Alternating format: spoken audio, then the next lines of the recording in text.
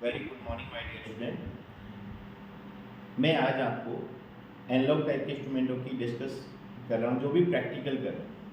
मैंने आपको कल स्टडी कराया था कि एनालॉग टाइप के इंस्ट्रूमेंट 3 टाइप के होते हैं, इंडिकेटिंग, इंटीग्रेटिंग और रिकॉर्डिंग टाइप के होते हैं। जिसमें इंडिकेटिंग का एक ही मतलब है, उसमें रीडिंग जो होती है वो डिस्प्ले पे होती है। ओनली इसमें काम सिर्फ इधर इनपुट दीजिए, इधर हमारे यहाँ पर जो भी वोल्टेज है वोल्टेज शो करेगा, उसके बाद में हटाने के बाद उसकी कोई वही वापस जीरो हो जाता है। इसका मतलब ये डिस्प्ले पर रीडिंग शो, और ये ओनली डिस्प्ले का बेस पर होगा। Indicating type instrument only display पर बेस पर रीडिंग देते हैं। अगर हमारे रिकॉर्डिंग टाइप इंस्ट्रूमेंट हैं, रिकॉर्डिंग टाइप का मतलब एक ही होता है कि हमारे डिस्प्ले पर शो करेंगे प्लस उसकी डेटा को रिकॉर्ड कर लेंगे, जिसके हमारे वोल्टमीटर, एमीटर और वाटमीटर भी होते हैं, लेकिन वो यूज़ करते हैं हम जीएसएस में, इलेक्ट्रिकल डिस्ट्रीब्यूशन में।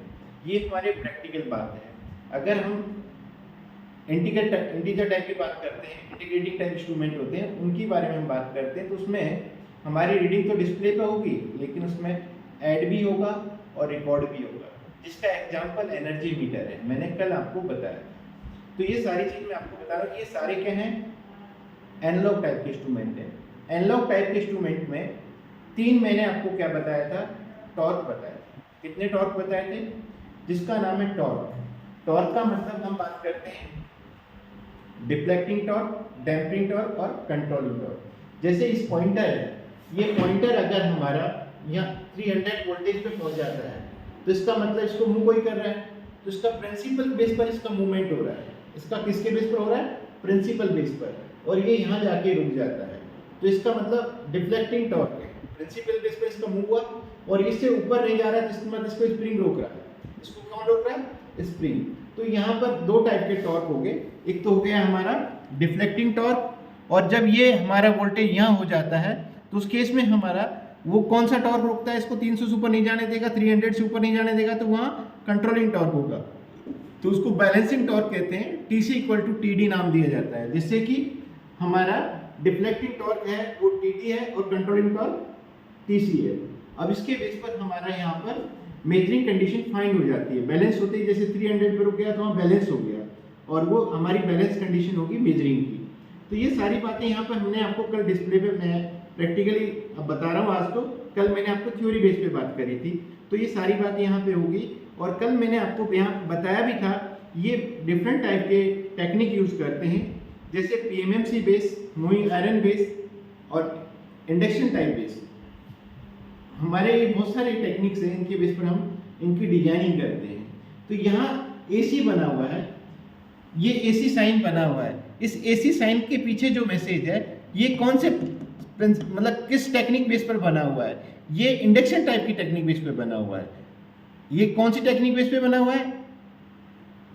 इंडक्शन टाइप की टेक्निक के बेस पे बना हुआ है। और इसमें जो हम बात कर रहे हैं, यहाँ पर AC DC दोनों है, इसलिए इसमें टेक्निक कौन सी यूज करेंगे? हम इसमें टेक्निक की बात करेंगे तो मूविंग आयरन और EDM टेक्निक बेस की हम बात करेंगे। तो ये दोनों टेक्निक बेस पर हमारा इंस्ट्रूमेंट का डिजाइन होता है। ये एनालॉग इंस्ट्रूमेंट है। इस एनालॉग इंस्ट्रूमेंट की डिजाइनिंग हम किस टेक्निक बेस पे करेंगे? मूविंग आयरन और EDM टेक्निक के बेस पर इसकी हम डिजाइन कर सकते हैं, जिसमें हम एमीटर का भी काम कराते हैं, ओमीटर का भी काम कराते हैं और वोल्ट मीटर का भी काम में लेते हैं इसको।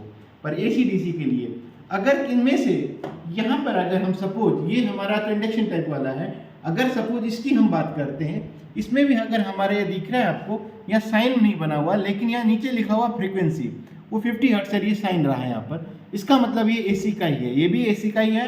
क्योंकि यहाँ चेक कर लीजिए, कभी भी बच्चे को चेक करना होता है कि यहाँ पर साइन बना हुआ है, कौन सा है? AC साइन बना हुआ है, साइन वेव बनी हुई है और 50 हर्ट्ज लिखा हुआ है, तो इसका मतलब ये AC है। चाहे यहाँ इसमें ऊपर बना हुआ है, इसमें यहाँ नीचे स्टडी करना होता है, 50 हर्ट्ज लिखी हुई है, तो इसका मतलब AC के लिए बना हुआ है। तो इसकी टेक्निक कौन सी होगी? वो भी इंडक्शन होगी। अगर सपोज यहाँ पर ओनली एक स्ट्रेट लाइन होता और फ्रीक्वेंसी 0 होती, तो वो क्या होगा आपका? वो आपका क्या होगा? वो PMMC बेस होगा, जो ओनली मेजर करता है DC। ओनली क्या मेजर करता है? DC। तो ये सारी बातें मैंने आपको कल स्टडी कराई थी। भाई परमानेंट मैग्नेट बेस पर जो टेक्निक बेस पे इंस्ट्रूमेंट बने होंगे, वो टाइप के होंगे, लेकिन एनालॉग टाइप के इंस्ट्रूमेंट में वो ओनली डीसी मेजर करने के लिए बनाते हैं। भाई उससे हम वोल्टमीटर की डिजाइन करते हैं, एमीटर डिजाइन करते हैं, ये सारे PMMC base only DC measure करने के लिए होते हैं। अभी छोटा सा एग्जांपल, ये टेक्निक कौन सा यूज कर रहा है, मूविंग आयरन और ईडीएम, इसलिए एसी डीसी के लिए है। ये कौन सा, ये एसी डीसी के लिए। इसमें मेजरिंग वैल्यू हमेशा आरएमएस होगी और इसमें हमेशा आरएमएस होगी। ये हमारे इंडक्शन टाइप की टेक्निक बेस पर वोल्टमीटर है और ये एमीटर है। बहुत सारे आपके सामने हैं और ये ओनली टेक्निक है इंडक्शन टाइप, जिससे हम ओनली एसी के रूप में यूज करते हैं, जिससे हम वोल्टमीटर डिजाइन कर सकते हैं और एमीटर डिजाइन कर सकते हैं। इस टाइप से हमारे सारे प्रैक्टिकलों की हम बात करेंगे और मैं आपको थ्योरी आगे पढ़ाऊंगा। ये आपके प्रैक्टिकल आपके सामने है, बस पहचाना जाएगा। तो बस इंस्ट्रूमेंट को पहचानिए, ये क्या है, ये साइन है, ओनली एसी, इसमें साइन वेव बनी हुई है, तो ओनली ये क्या है, एसी के पर्पज के लिए है। अगर यहाँ पर इसमें कोई साइन वेव, यहाँ पर कोई साइन नहीं है, लेकिन नीचे देखना पड़ता है, उसमें 50 हर्ट्ज और साइन वेव बनी हुई है, इसका मतलब ये भी एसी का ही है। ये हमेशा याद रखना। ये इस टाइप से हमारी टेक्निक की बात करते हैं और हम जवाब दे सकते हैं ये कौन सी टेक्निक बेस की बात हो रही है। ये टेक्निक है इंडक्शन टाइप की टेक्निक से बनी हुई है। डिजाइनिंग किस बेस पे हुई है, इंडक्शन टाइप की।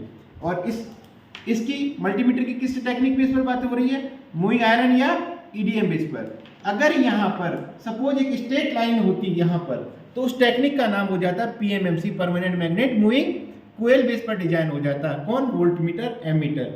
तो ये सारी बात मैं आपको कल स्टडी करा चुका हूँ। ये आज मैंने आपको प्रैक्टिकल बताए, जिससे कि आप आपके दोस्तों को, सारे दोस्तों को बताइए कि इंडक्शन टाइप का इंस्ट्रूमेंट केवल आरएमएस वैल्यू मेजर करता है और परमानेंट मैग्नेट वैल्यू जो हमारा पीएमएमसी बेस जो होते हैं वोल्टमीटर, एमीटर, वो एवरेज वैल्यू मेजर करते हैं। और ईडीएम और मूविंग आयरन टाइप के इंस्ट्रूमेंट जो टेक्निक बेस पे बने होते हैं वो आरएमएस वैल्यू मेजर करते हैं। ये मैं कल बता चुका हूँ आप लोगों को। तो ये आपके लिए, आपके करियर में वेरी वेरी इंपॉर्टेंट है। ये मैंने आज आपको एक प्रैक्टिकली बताया है और इस चीज़ के लिए ध्यान रखें। इसमें हमारा कोई भी measuring value, right value major करते हैं तो उस कंडीशन का मतलब है टीडी बराबर टीसी, मतलब deflecting torque equal to controlling torque होता है। और कंट्रोलिंग टॉर्क जैसे इसमें पॉइंटर होता है, मूव करता है, तो उस पॉइंटर के बेस पर वहाँ we are use of spring या बैलेंस वेट यूज करते हैं, तो इसके बेस पर हमारा कंट्रोलिंग टॉर्क जनरेट होता है। और डिफ्लेक्टिंग टॉर्क के बारे में मैं कल बता चुका हूँ। Deflecting torque generate by principle, किसके बेस पे जनरेट होता है, ये प्रिंसिपल बेस पे जनरेट होता है। इसलिए आप यहाँ पर ये सारी बात हम मेजर करते हैं। आज मैंने इसको प्रैक्टिकली आपको बताया और आपके जो भी दोस्त आते हैं उनको हमारे साथ जोड़िए और हमारे प्रैक्टिकल में भी पार्टिसिपेट करें, जिससे उनको सीखने को मिलेगा। और हमारे साथ में आपके दोस्तों को भी और जोड़िए, सब्सक्राइब बढ़ाइए, चैनल को सब्सक्राइब करिए। Thank you, very very thank you.